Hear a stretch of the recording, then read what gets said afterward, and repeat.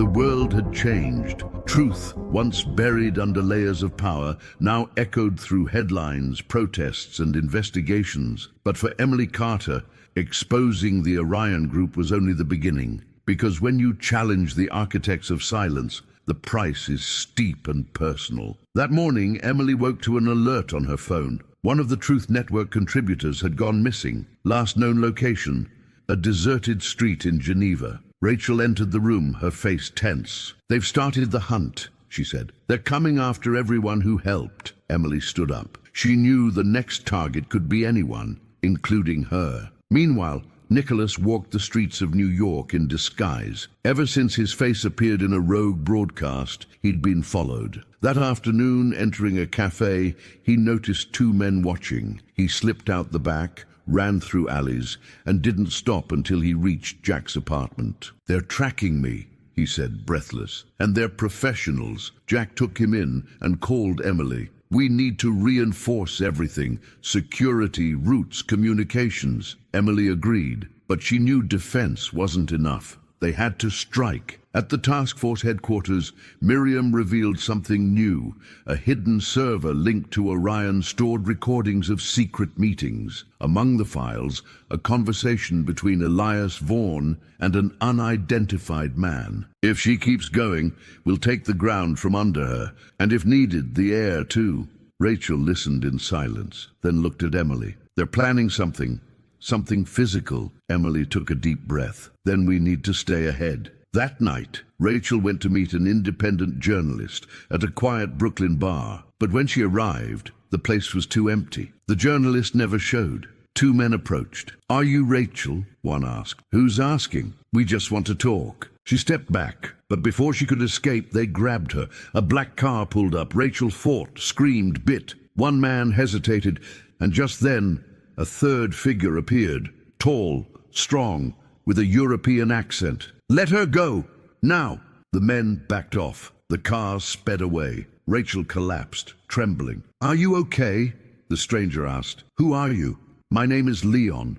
I work in international intelligence, and I'm here because someone asked me to protect you."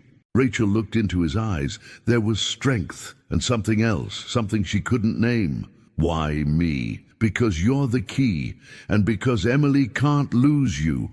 Rachel was taken to the task force HQ.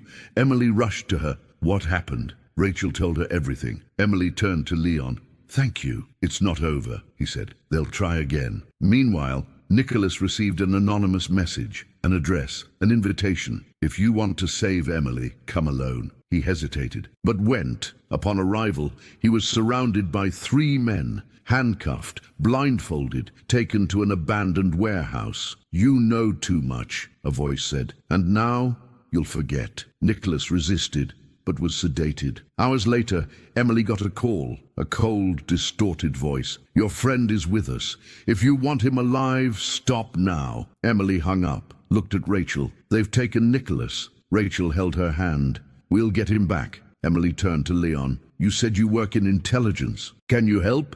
"I can, but it'll be dangerous. We're already in danger. We just need to win." Emily walks a dark street with Leon. Rachel watches from afar, still shaken. And in a warehouse, Nicholas wakes up, bound, surrounded by shadows. The warehouse was cold, damp, silent. Nicholas woke with a pounding head, wrists bound by metal straps. Dim lights flickered. Distant voices echoed. He tried to move, but the sedative still lingered. "He's awake," said a male voice. Nicholas recognized the tone. It was the same voice that had threatened Emily over the phone. One man approached, holding a tablet. "You have 2 options. Cooperate and disappear, or resist and disappear another way." Nicholas, though weak, smiled. "You have no idea who you're dealing with. We know exactly, and we know she'll try to save you, but she may not get here in time." Meanwhile, Emily studied a digital map with Miriam and Leon. Nicholas's phone signal had been traced to an industrial zone in Queens. Rachel, still shaken, tried to stay calm. "If he's there, we don't have time," Emily said. "They won't keep him alive for long." Leon adjusted his tactical vest. "This isn't just about silencing. They want to send a message." Rachel looked at him. "And what's our message?" Leon met her gaze. That we won't back down. Emily turned to Rachel. Are you ready?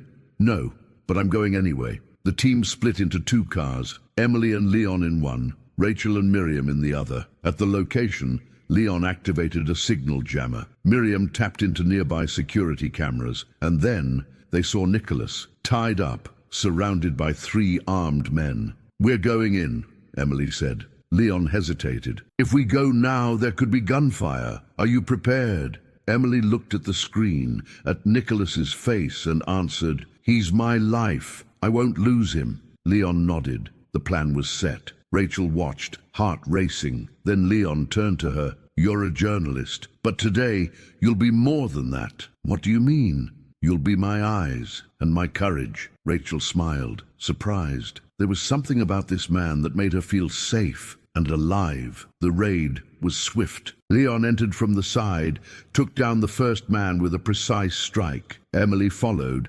disarming the second. Rachel filmed everything, not for spectacle, but for proof. Nicholas was freed, weak but conscious. Seeing Emily, he tried to smile. You came. I always will.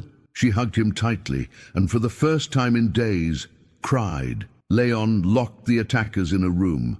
Miriam called the police. Rachel kept filming, now with steady hands. This will be history, she said. Leon looked at her. And you'll tell it. Hours later at HQ, Nicholas rested. Emily sat beside him, holding his hand. Rachel edited the footage. Miriam organized the files. Leon watched silently. They'll strike back, he said. But now they know you're not alone. Emily looked at Nicholas. They tried to erase you, but you're part of the truth, and truth doesn't die easily. Nicholas smiled. And you're my anchor. Without you, I'd have given up. Emily kissed him. Long, deep.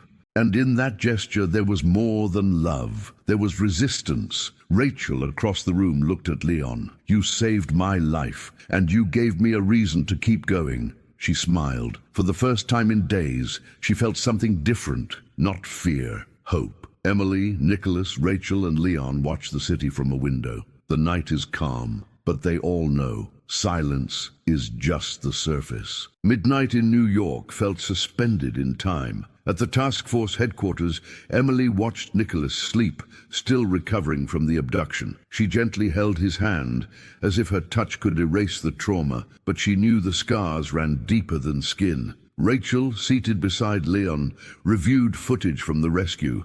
The video she had recorded was already circulating among independent journalists. The impact was growing, but what unsettled her most was Leon's gaze, steady, alert, yet hiding something, a past not yet revealed. Have you been through this before? Rachel asked. More times than I'd like, he replied, but never with someone like you nearby. Rachel smiled, surprised. There was something about this man that made her feel safe and alive. Emily approached. Miriam found something, a name, a face, and a direct link to Elias Vaughn. Everyone gathered around the monitor. A name, a face, and a direct link to Elias Vaughn. Everyone gathered around the monitor. Miriam enlarged the image. A middle-aged man in a dark suit, cold eyes.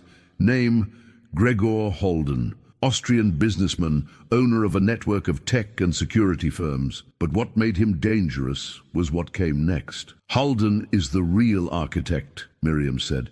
Vaughn is the face. Holden is the mind. Rachel scanned the documents. He funded Orion's creation and coordinated operations in at least 7 countries. Leon leaned in. I know this man. I worked a mission in Hungary. He was involved in industrial espionage, but we could never prove it. Emily took a deep breath. Then he's the heart of the network. Nicholas stirred. Seeing Holden's face, he sat up slowly. He tried to recruit me. Before all this began, said I could be part of the machine.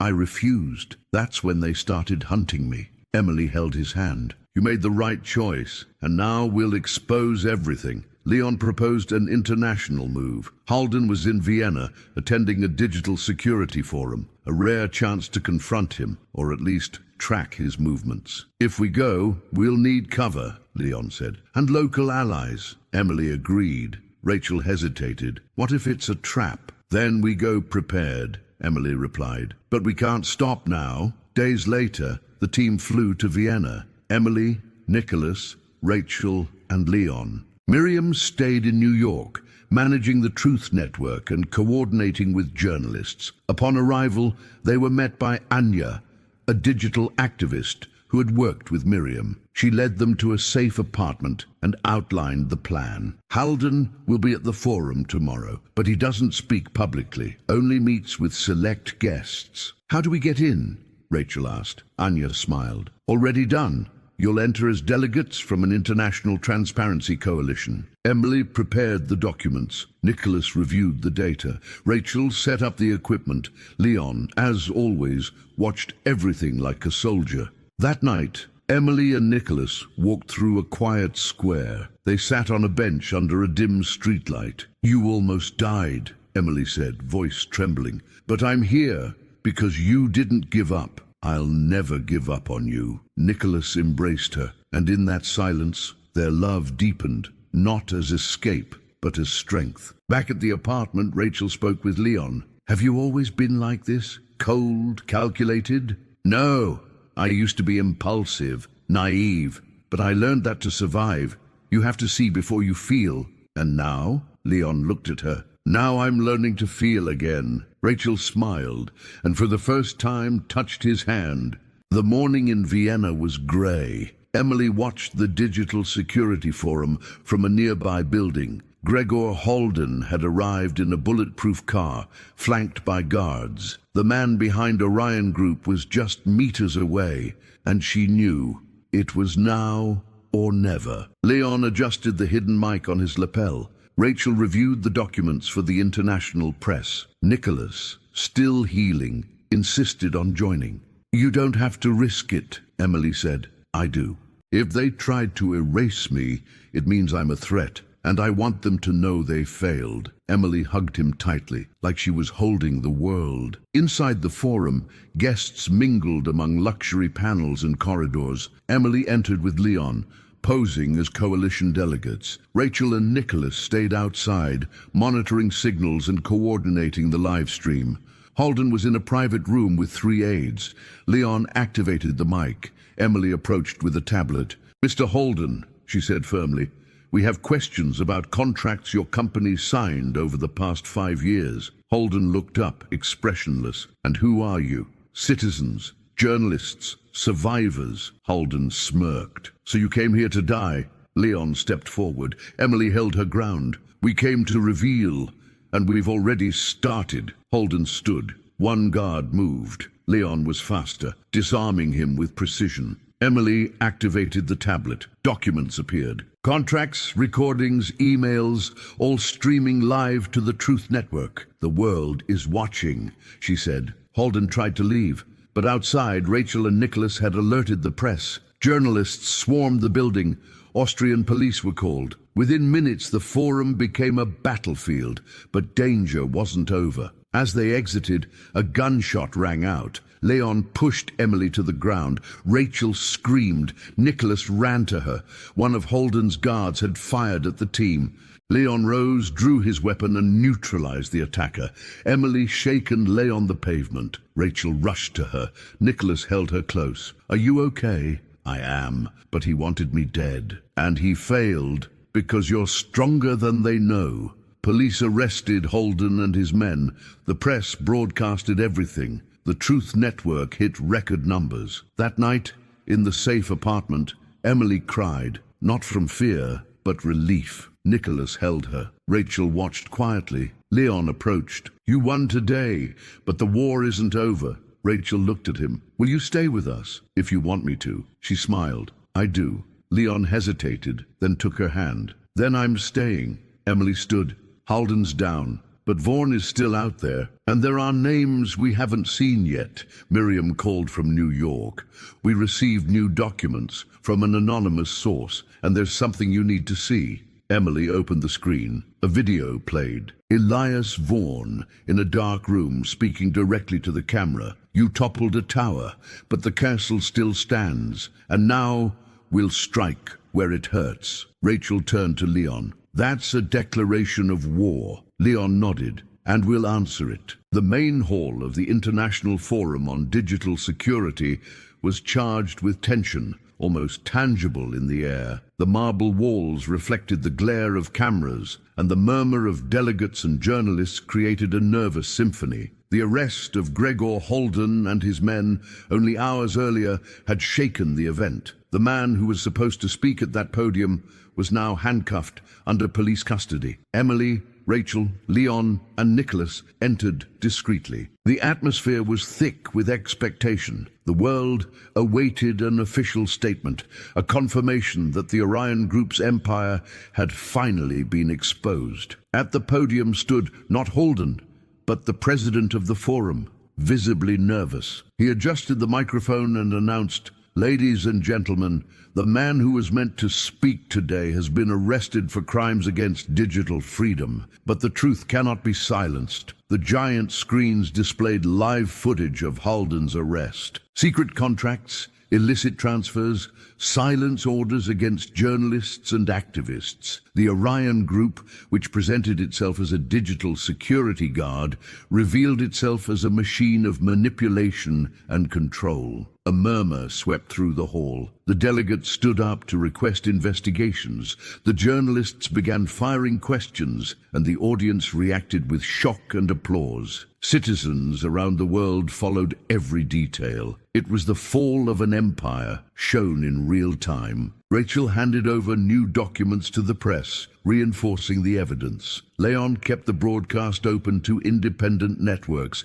ensuring that nothing was censored. Nicholas, leaning on his cane, took a few steps forward and perfected his still, hoarse voice, which nevertheless echoed with unexpected force. "They tried to erase me because they knew I carried something that threatened them. But today, before everyone, the ecological truth is stronger than any lie." The hall fell silent for a few seconds. All eyes turned to him. Emily felt a shiver run down her spine. It was as if, in that instant, Nicholas had become the living symbol of resistance against the Orion Group, and she added firmly, "Their silence is over." The hall continued to applaud. The Orion Group had been exposed, and Gregor Holden, handcuffed, was taken to face justice. Rachel held Emily's hand. "We did it." Emily looked at Nicholas and Leon. "It wasn't just for us. It was for all those they wanted to silence." Nicholas, happy, tired, but determined. The truth never dies. It always finds an echo. In the following hours, Vienna was taken over by demonstrations. Screens in the streets showed Holden's arrest and the revealed documents. In different countries, governments announced investigations and citizens seeking justice. The name of the Orion Group, once synonymous with power, became a symbol of corruption and manipulation. Emily, Rachel, Leon, and Nicholas walked together, exhausted but aware that they had changed the course of history. Rachel commented, "I never thought this would happen." Leon replied, "The world needs courage. You gave it that." Nicholas added, "They wanted to erase me, but they didn't intend to, because the truth always finds a way to survive." Emily looked at the horizon, where the grey sky was beginning to open, revealing a timid ray of sunshine. Their silence was designed to last. But we showed that no structure is indestructible, and so, in Vienna, the architects of silence were finally exposed. It's not a definitive victory, but a giant step towards freedom. And now, Emily took a deep breath, now we begin to rebuild. The forum in Vienna was not only the stage for Gregor Holden's downfall, it was the moment when the world saw that the truth, no matter how suppressed you are, always finds a way to manifest itself. Emily, Rachel, Leon, and Nicholas weren't perfect heroes, but they were humans who survived by risking everything so that the silence could be broken. The Orion Group was exposed, but the fight against control and manipulation was far from over. There would still be battles, there would still be shadows, but on that day in Vienna, the echo of truth had spread throughout the world, and that echo could no longer be silenced.